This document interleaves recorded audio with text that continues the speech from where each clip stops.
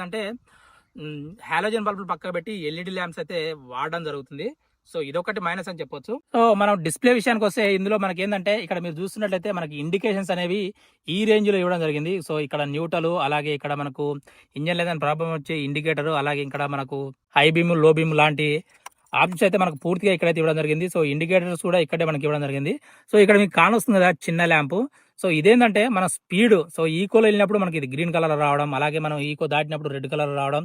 So అంటే మన speed indication అయితే చేస్తుంది అనమాట. ఇక మనం మిర్రర్స్ చూసుకున్నట్లయితే సో యాజ్ యూజువల్ గా 2 మిర్రర్స్ అయితే ఇవ్వడం జరిగింది. అలాగే ముందర చూస్తే మనకి ఇక్కడ క్రాష్ గార్డ్స్ అయితే ఏమైతే ప్రొవైడ్ చేయలేదు.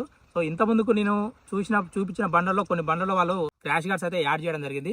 సో కానీ ఈ మోడల్లో ఏం మార్పు చేయలేదు. సో యాజ్ యూజ్ బండి ఎలా ఉందో అలానే దించేశారు. బంపర్ విషయానికి వస్తే యాజ్ యూజువల్ గా మనకు పాతగా మోడల్లో ఏవైతే బంపర్ అయితే ప్రొవైడ్ చేయడం జరిగిందో సో అలాంటి క్రాష్ గార్డే దీనికైతే ప్రొవైడ్ జరిగింది. ఇక ఇంజన్ విషయానికి